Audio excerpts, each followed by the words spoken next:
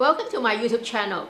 This week the most exciting property news is no doubt the new URA development guidelines for private residential projects. In this video, let's discuss the market implications of the new URA rules for developers, home buyers and property investors. What are the new major guidelines?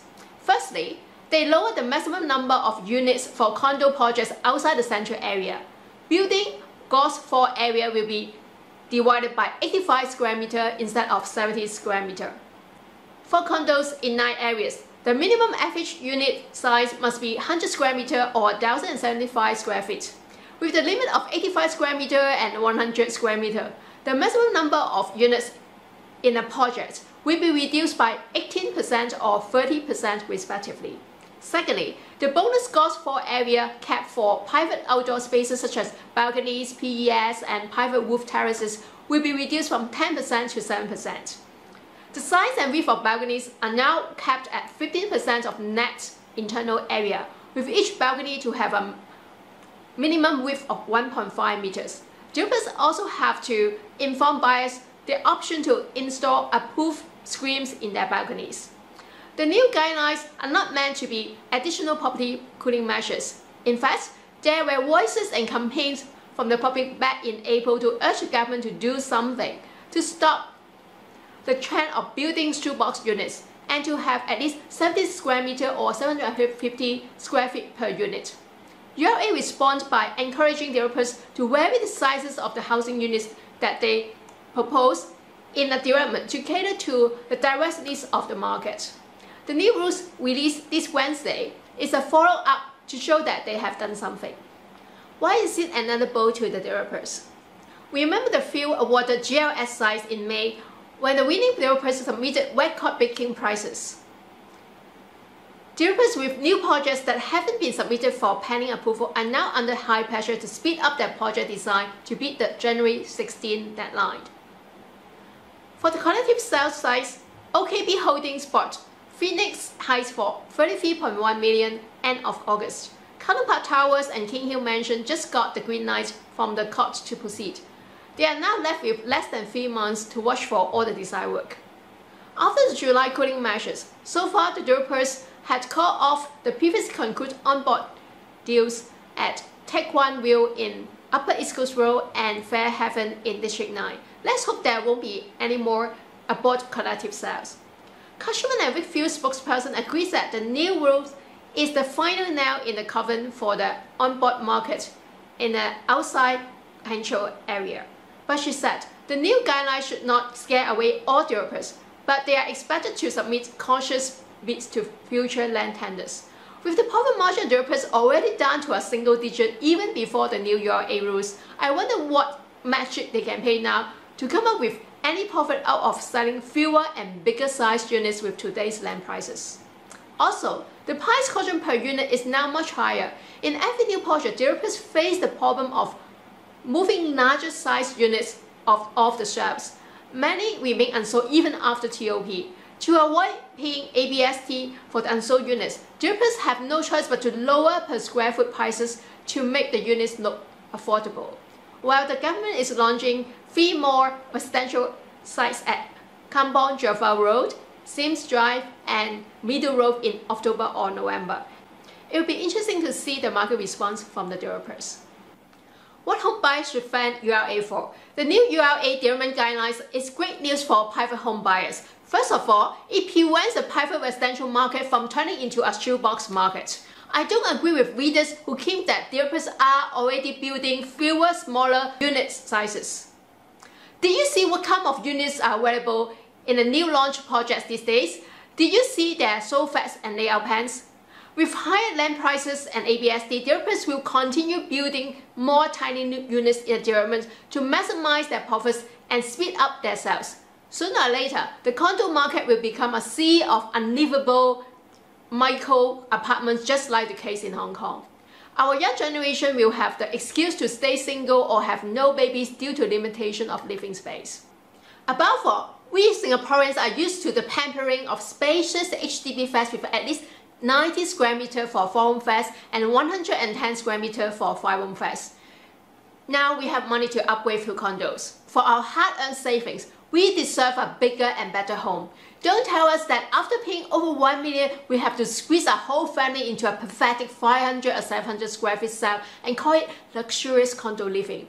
Dear developers, it is you who beat the government land size at record prices. It's also you who bought the on-board size at sky-high prices from the owners. Now you need to maximize the pop ratio and squeeze in as many units as possible to get your profit. That is your problem, not ours. It is our money. We have a choice here. Now we can wait to buy the new projects with 85 or 100 square meter units next year. Or we can buy older second-hand projects which offer more decent size and usable areas. Any developer who thinks that there is nothing inhuman about shoebox homes can now move in and stay in their proud invention. Also, we Singaporeans are used to HDB flats that we can make use of every inch of space we pay for. So dear developers, please take it back. All your out of proportion balconies, useless bay windows or jumbo-sized aircon ledges. Don't make us pay for void areas in an already cramped flat just for the aesthetics of building or for claiming your bonus GFA from the government. We are paying you a premium price for the condo project. We deserve to have a home with a squarish, practical and good layout. Why buyers and developers should stop buying shoebox units right now? A developer told the media that buyers looking for small units may feel that the future supply of such units will shrink and therefore it may be good to buy now before supply decounts. Well, this will no doubt be the sales pitch of property agents in the coming months to push undecided buyers to commit. I'm not marketing any property project and I don't earn commissions for a living. To be honest, I think we should stop buying any new project, particularly shoebox units right now for 4 simple reasons. Firstly, prices are going to fall. With property bubbles bursting one by one in all the property-obsessed countries including Australia, UK, Canada, US and Hong Kong, we have yet to see any country that can defy the laws of gravity to go up when the global economy is slowing down. So what makes you think that Singapore can be the one and only one exceptional case? While developers are eager to pass on the risk to buyers, do you want to end up holding the hot potatoes? Come to CO19, buyers will be looking forward to cheaper and bigger new units with better layouts and more usable areas. So why rush in to buy now? I'm sure that most of the buyers of shoebox units have never stayed in one before. Well, I have stayed in a less than 400 square foot shoebox units for close to 2 years. I shared my experience in my book, No BS Guide to Property Investment. Let me recap it here. Close the main door and I can fall onto the crunch. Open the bedroom door and I can jump into my bed. Only a single size bed can fit inside the bedroom. It only allows one person at a time in the kitchen. All furniture and appliances are chosen for their small size. Limited storage is possible above my head or below my bed. It is too cramped to invite anyone over. Never feel like staying too long there except going back in the small cell to sleep. If you couldn't imagine yourself staying in such units, why would you or your tenants choose to stay there? When the rental market is good, tenants don't have much choice. But if the soft rental market persists, why would they settle for less and stay in such a cramped space? Developers only started building shoebox units in 2011 or 2012. It is not a test market. With the new URA guidelines, the so-called shoebox or Soho units outside the central region will be a memory of the past. Remember those walk-up apartments built in the 1990s? Nobody is building them now. Did you rush in to buy one before the supply declined? One day, we will say, remember those shoebox units? They are historical buildings in Singapore with TOP between 2013 and 2018, during a time when prices of land and properties are sky high. Jim Rogers said, do not cling to anything that will eventually cease to exist, no matter how much time or energy or money you invest in it. Once something is gone, it is gone forever. Lastly, if you can't afford it, you can't afford it. Developer Oxley Holdings specializes in building shoebox units and squeezing 3 bedrooms into a 750 square feet unit.